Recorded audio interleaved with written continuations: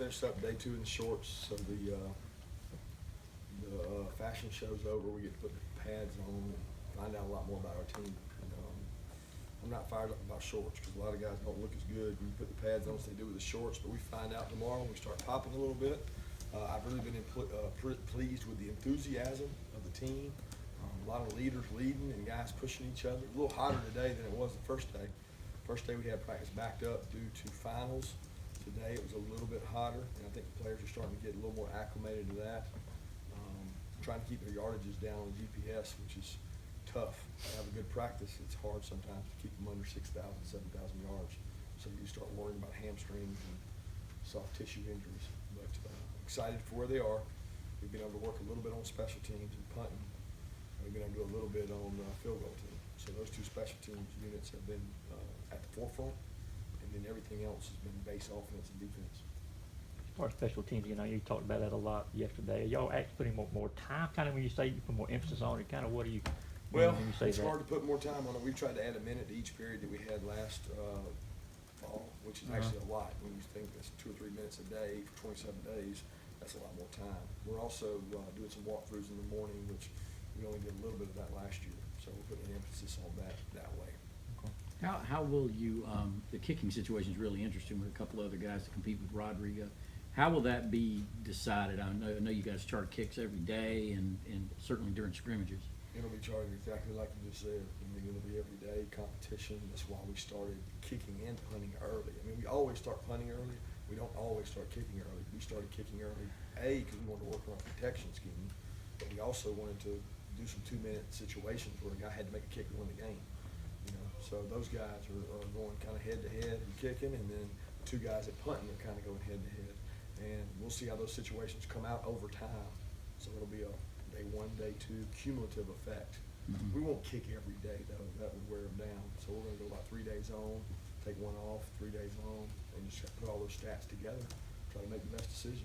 If I could follow on Marvin, is he just showing up, or has he been here before now? He was able to come in the summer on his own and do some things. Yeah. So he was legal to come in the summer and be around the players and do some stuff with them, which he did.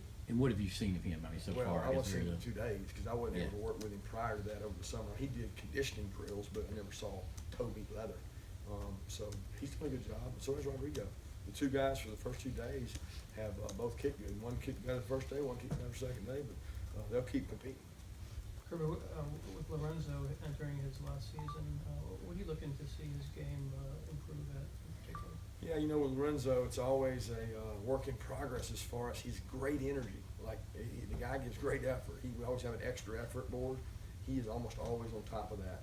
The thing we encourage Lorenzo to do is play more physical on dominant run teams. And I think he's taken ownership in that. He reported to camp, I think, around like 250. And what we're trying to do is say, okay, last year he reported this weight, and by the end of camp he was this weight. What did he lose? We're trying to monitor that closely and keep that weight on him, because he does. He has high yardage. He burns weight really fast. So our goal is to not overwork the guy in camp to the point where it's 240. We want him around 250 at the end of camp. So that's the goal, and I think he can improve on his pass rush. He can improve on his knowledge of the defense, but the best thing he's improved on is a relationship with the other players and being a leader. Kirby, you talked about the team being more mature back at SEC Media Day. You kind of touched on this in the beginning. Are you seeing that play out in these first 2 practices, having a more mature team? Oh, we are more mature. There's no question. Yeah, we got an influx in the freshman group, but we're no longer like 60% freshman sophomore. It's a little bit more like 55% freshman sophomore. We have 2 large classes in freshman sophomore, but our senior class this time has more guys that are mature and they're factors on the offense and defense. So the leadership factor's a lot better. A guy doesn't come out to practice tape. It's never a senior, it's one of the rookies. Guy's late to a meeting, it's not one of the seniors, it's one of the young guys getting lost. So those guys, the mature guys, have helped lead the younger guys. What has J.R. Reed done to impress you, through the spring, summer, now, and also what would that mean for Aaron Davis? Obviously, he got some star work at G-Day. Yeah, I think J.R. Reed is probably one of the guys I've talked about the least. That's probably the most interesting, I would say. I mean, here's a kid that we took as a transfer, and we didn't know a lot about him. Okay, we thought he was a good player. We knew his family and his dad, and really when he first got here, we knew he was fast.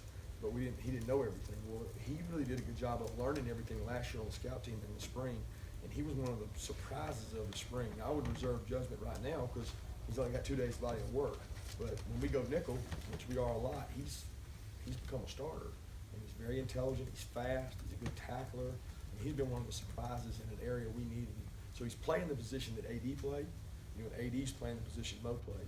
If somebody can play that star better than AD, then he might go back there with JR. But if AD can play the safety better than JR, he might go back there. But we're gonna kinda keep mixing parts in there, so we got some injury, answers. Kirby, in 2005, you were here, and that was an older group too, with like Greg and all those guys.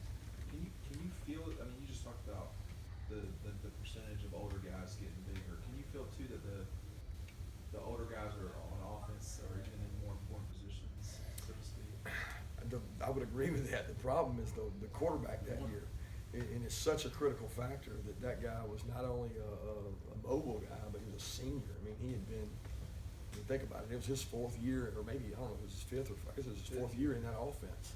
So it was like second nature to him. I was a rookie coaching the running backs, and here he is. He's a vet. I had a room full of running backs I remember that was similar to the ones we had now. I mean, it was Danny Ware, Craig Lumpkin, Thomas Brown, Tyson Brown. I mean, they were loaded. And there's a lot of good talent there. That part's similar, but the experience factor I don't think is exactly the same on this team. And we have some good, youthful O-linemen here that, I mean, I'm excited about the O-linemen after the 2 practices, but we haven't put the pads on, you know, so it's like, who can really tell right now until they start getting really exhausted carrying around 25. As far as weights.